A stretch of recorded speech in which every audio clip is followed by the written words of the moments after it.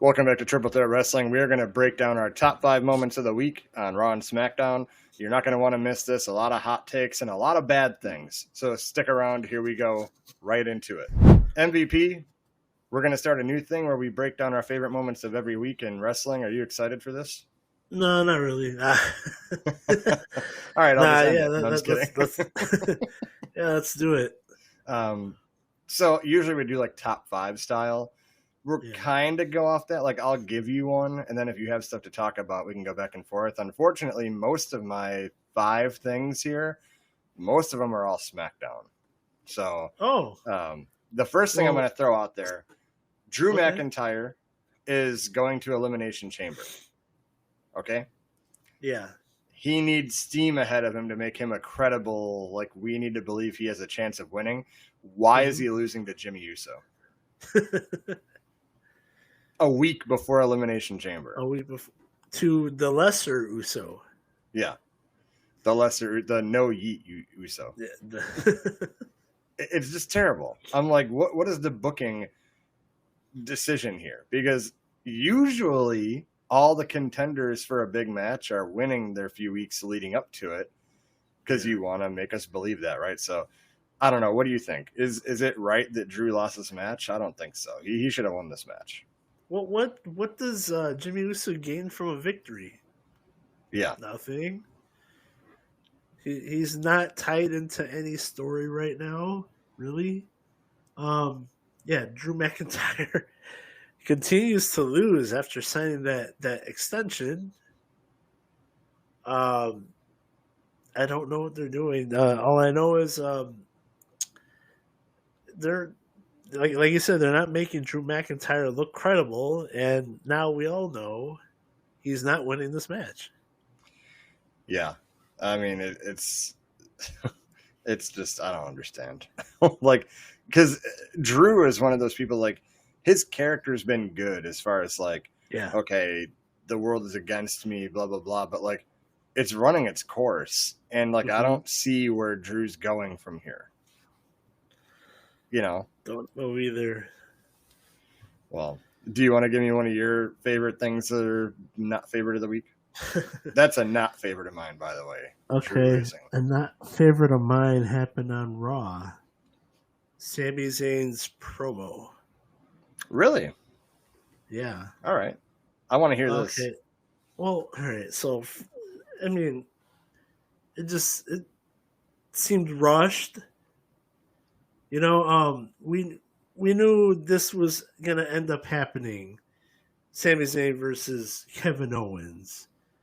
Now you put him out with a package pile driver, and now he's back the very next week. Like, why isn't Randy Orton back? Why did it take a while for Cody Rhodes to get back? And now he's back, and now they put the unsanctioned tag just to draw a little intrigue. None of that needed to happen. Just like a straight up match, it would have sufficed. And then maybe you do something with bigger stakes to happen at Mania, because this match is going to happen at Mania. Yeah. Well, to your point, right? Like, now I thought it was. I see what they did is like, Sammy's not 100%. He's hurt. He's got damage, but he's like, I don't care about all that. I need to get my hands on Owens. I get it, but I think it would have been better if you have Kevin Owens do a promo at Elimination Chamber where he, like, in a mini way hijacks the show, says, I'm making an appearance in front of my hometown. You know, you guys have nothing for me for WrestleMania. Like, I'm tired of being looked over. And that's when Sammy attacks him and sets up the Mania match. That's what they should have done. If I was the booker, that's what I would have done. Because then you have now the crowd will be excited to see them both, but they would have popped if Sammy surprised him and attacked him and set up their Mania match. But because the only way this one can end is just a no finish or something, because you got to get to Mania. Yeah, like, it's a non-sanctioned. Do you really have a no finish, a no contest in a non-sanctioned fight. You have to have Owens beat him so bad that he can't get up, and they just stop the fight. That's the only way. Yeah, And then so to your point, yeah, this match definitely didn't need to happen at Chamber. Yeah, Chamber, no. Yeah. So definitely felt rushed. So that's a miss on my counter. I'm going to counter you with a good thing this week. Kevin Owens' promo on SmackDown. Oh, yeah. He is the master of this gimmick he's doing right now. Because to be at Sammy's house, you went to his house, and you tell him, because of you wanting this match, what's going to happen to you is your fault. I don't even want to do it, but you're making me do it. Like, the way he's turning everyone, like, in his own mind of what they're doing right or wrong, amazing. It is absolutely incredible. It is. And just the fact that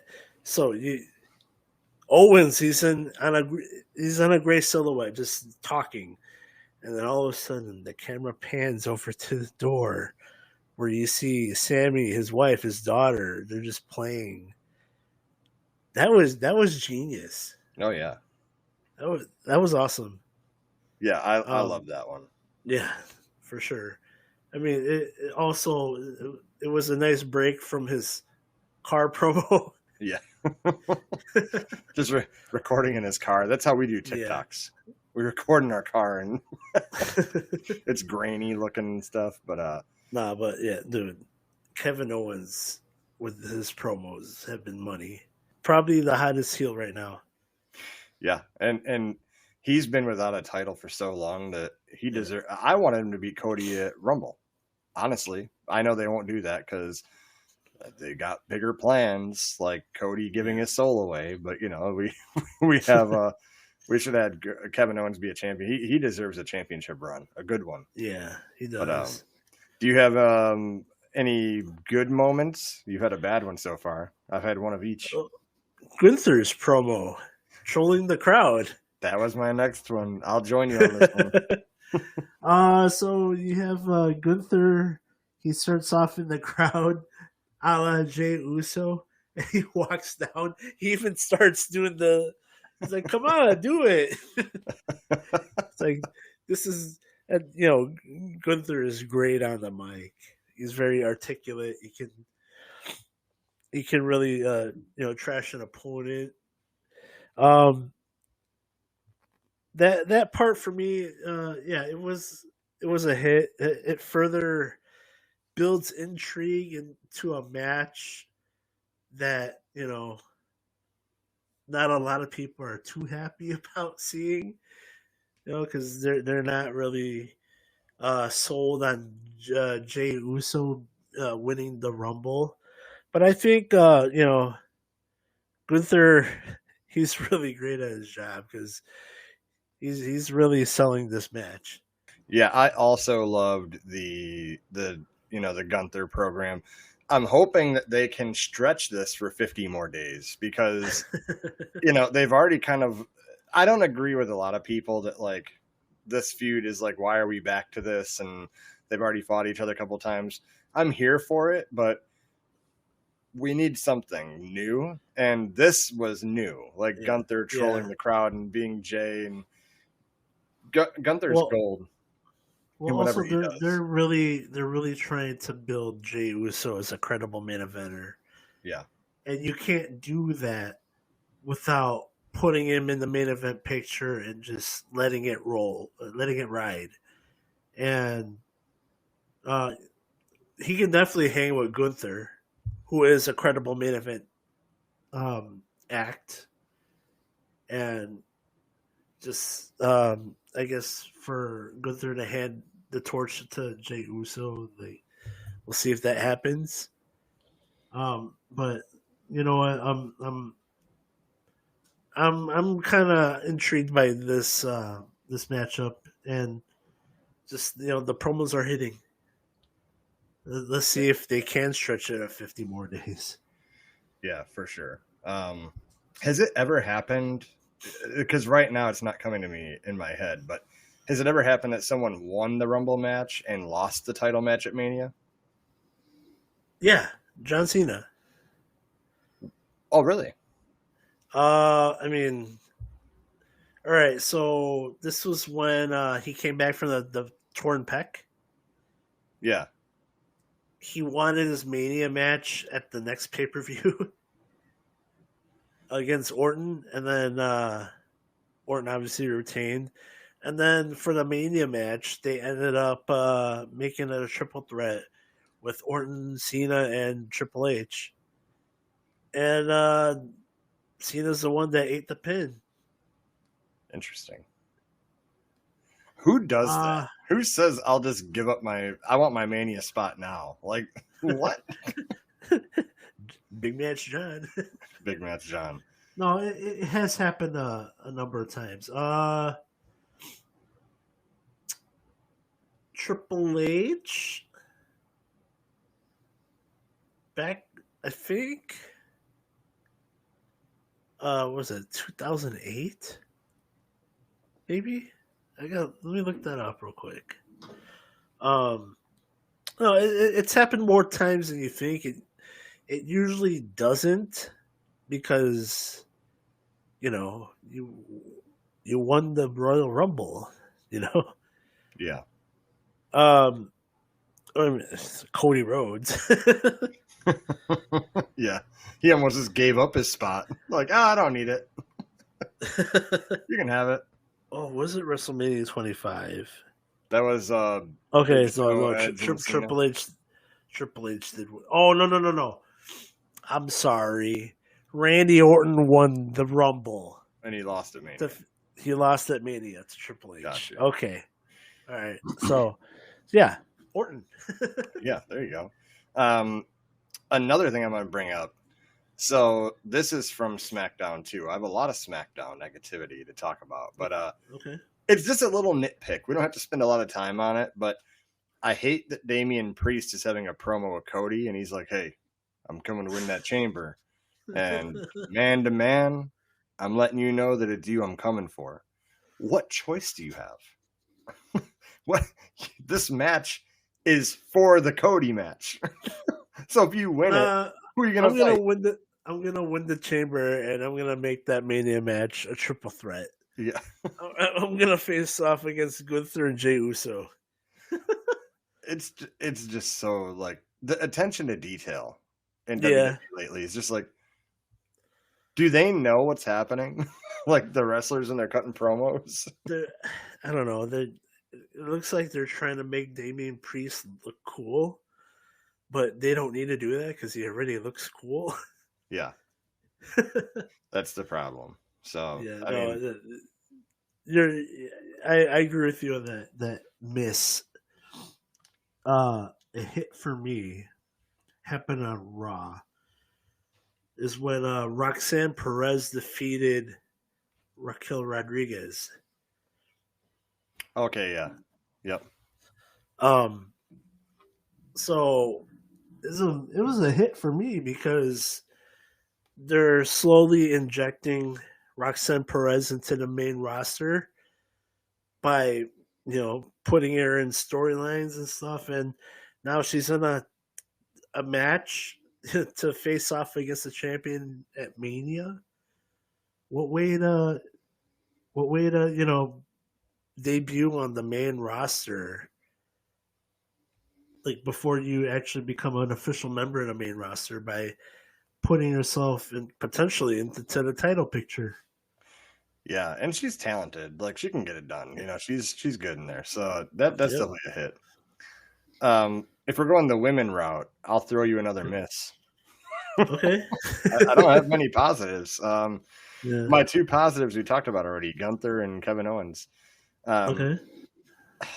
The entire segment from when Tiffany Stratton came out to the end with Flair wiping her feet to her after the match, I could have done without all of that because you have Flair out there.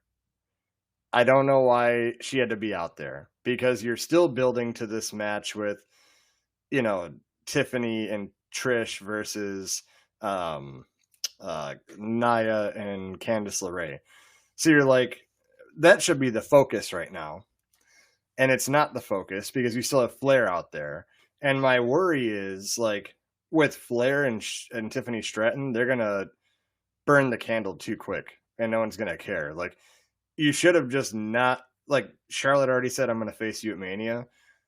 Now let that simmer for a few weeks, get past the Elimination Chamber, and then move forward with it. But it just felt like an overbooked kind of mess. You have Nia's talking, Candice talking, Tiffany talking, then Trish comes out, and then Nia does her Annihilator on both of them, and then Flair comes in. It's just so much shit going on. And when they were talking, like Tiffany's great. I love her in the ring, but her promo, it comes off very like 2008 Divas division. It's not like the women's division we're supposed to have now.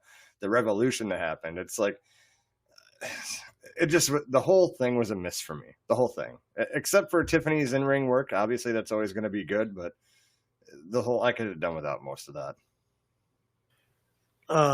A small hit or miss, depending on who you are. Just to piggyback off of that, is a little areola sighting. I'm sure a lot of the male audience zoomed and enhanced on that one. Yeah. All right, dude. Yeah, that whole thing. Yeah, you're right about it. Quite possibly being burnt out too quickly. I don't know. I've been doing like watching like Tiffany Stratton stuff lately. Oh, her music is horrible. I know. No, I actually sat down and listened to it. It's like a minute and a half of just, change that, please. Change the music. Yeah. Other than that, the presentation is totally there. Yeah. She has it. What they do going forward, I'm here to watch. Yeah. Well, hopefully it's good. We'll see. No, but I'm just in terms of who they put over at Mania. It better be Tiffany. Does Flair become 15-time champion? The crowd is gonna eat her alive if that happens. Oh yeah, for sure. They are gonna. Maybe that's what they're going for. I don't know, but yeah. Moving on. All right. I have a miss on Raw. Oh boy. It's the New Day promo. I could see that. All right. So, in terms of generating heat, it's not a miss. They're generating pretty much beginning of Judgment Day Dominic heat. Yeah. They can't talk.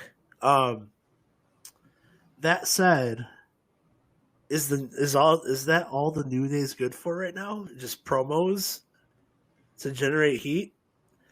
They did have a match where faced off against Rey Mysterio, but I want to continue seeing that. It's like their new presentation, their new music is great, but then you see them in the ring, they're still playing comic book characters with their ring gear. Yeah. What's going on with the New Day? I'm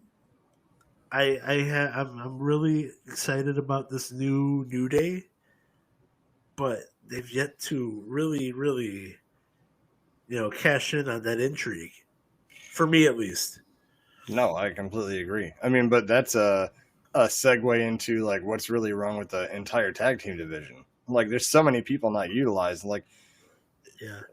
And this isn't a hit or miss, but just a quick thing to bring up. Like with WWE, you have so many champions, and you don't put much emphasis on any of them. Because I mean, even the world champions, are they not going to defend until Mania? You know how long you got to go? Here's one for you. This okay. We've already talked about it. Is The Rock a heel or a face? What are we doing? You shut your mouth, fatty. I'll knock the syphilis off your lips. And Moana reached $1 billion thanks to each and every one of you. Thank you so much. Cody, It's like in the Chicago, it's perfect. I don't care if the show stops rolling. I'm going to beat the shit out of him and makes him bleed. He is one of my best friends, and we shared some Terramana, and we... What? And then you okay, you say that, like, we're good friends now for a little while. He gained my respect since Mania last year. You literally... Did we forget? Hello, Triple H. Did we forget that The Rock came out at Bad Blood and did the throat slice gesture to Cody, Roman, and Jimmy because he didn't like that they tagged together? Are we just going to forget that happened? You know what it sounds like? What? Your beard's weird. Oh, you're the GOAT. Yes. It's the... If you know, you know. Yeah. It's just a mess. Like, and I love The Rock. I love the Final Boss. But, like, last year, he had a role. And it was part of the Bloodline story. That's why he came back. I have no complaints about the run last year. But this year, like, now he's there to be there. And it's like, I don't know. I know the story you're telling. I kind of don't know the story you're telling. But, like, even if Cody rejects this offer at Chamber, is he just going to, whoever wins the Chamber, The Rock says, fuck that, I'm doing it now. It's my match with Cody. I don't know where you're going with this. Like, I don't understand it. So it's a huge miss for me. Okay. No, I agree with you. Not to mention the verbiage of, I want your soul. Oh, yeah. I don't want that. I want your soul. I want you to be my champion. And then in the background, you hear, tonight's the night we make enough. the love song playing. I mean, just hoping that, you know, everything will be fully explained next week. I'm saying it next week. Chamber, yeah, hopefully. No. This does not need to be rolled out into, what does that mean? No one's gonna care. Yeah. I mean, you're adding The Rock into this, and it's like, the focus should be on the Chamber and who's going to face Cody. Why is The Rock involved? What are you doing? Now, right. Here would be something cool. Okay. No, in my head it sounded cool, and now I'm thinking about the logistics of it, and it would be kind of a lot of explaining to do. But if CM Punk, his goal is to headline Mania. And he wants Paul Heyman to owe him a favor. That's two different things going on. Maybe Cody says, I reject your offer. And the favor of CM Punk headlining Mania, maybe he becomes The Rock's champion and turns heel. But I don't know. It'd be a lot of logistics to go into that. So the initial planning in my head sounded good. And then I'm like, oh, no, that's a clusterfuck in itself. Yeah. But they'd have to tie off all loose ends and just make it make sense. There's a lot of loose ends in WWE lately, but anyway. I'll end it with a hit. Rollins versus Finn Balor. Very good match. Very good match. These two in the ring. You could always count on them having a great match. And just for them to end Raw. End the clusterfuck that was Raw. Yeah. It's a good way to end it. So that gets a hit for me. Well, I guess I'll end it with another miss. Lo and behold, surprise. And lo and behold, again, it's The Rock. The post-show of SmackDown. Oh, the press conference? Yeah. Is kayfabe dead? I think so. Because what are we doing out there? Like, we're supposed to promote, not even promote, but he should go out there. And the post-show should have been, you know, I am the head of TKO, and I made Cody an offer, and we'll see what he does with that. You know, I want to see him at Chamber. Why are you going out there and be like, well, the great thing about this story, he just healed on the crowd and completely forgot about all that and went into full babyface for the post-show. Like, it's like when Marvel stars talk about the movies, like, you know, I don't know what Thanos is going to do. We'll see what Thanos does. And it's like, bitch, like this is supposed to suspend my disbelief. Me and you are professional podcasters, okay? We know that they're getting dinner afterwards and they're hanging out and they're traveling together. We know this, but suspend my disbelief. Make me believe the moment for a little bit. You know, like last year when The Rock and Cody like slapping each other and all that, I didn't really know behind the scenes what was real and what wasn't. I'm like, is Rock really pissed? Is he not? Like, because I know they're going to an angle, but how many real emotions are involved? And now you're just pissing all that away. WWE's been terrible about it this whole year. Like I mentioned on another show we did, how Jay wins Royal Rumble and Jacob Fatu meets him in the back and hugs him. And I'm like, no, save that for a documentary and release it in like 10 years. Don't show that right now because we are supposed to believe they don't like each other. We're supposed to believe Jacob is a monster and don't care about no one else. He's all gas, no brakes. And he's doing that. And it's like, I hate that kayfabe is it's dead now. Like, it's like we're watching a movie. They're making us look stupid because I'm watching the match and I'm like, well, now they're just going to tear it to shreds in the post show. I'm like, yeah, it's, you know, it's not real, and I don't know what we're gonna do next. And like, it's just that's my rant. It was a miss. Here, let me ask you this. Do you think being an on-screen character plus being like the head backstage, do you think that works? Like, are you talking about like a Triple H thing or The Rock? Like right now, The Rock being presented, like Triple H is not an on-screen character anymore. So we're going Rock because he's doing what he's doing, but then he's like, "Hey, I am head of the board," and then you go see him and doing that back, the press conference. Do you think? Do you think that it works for wrestling?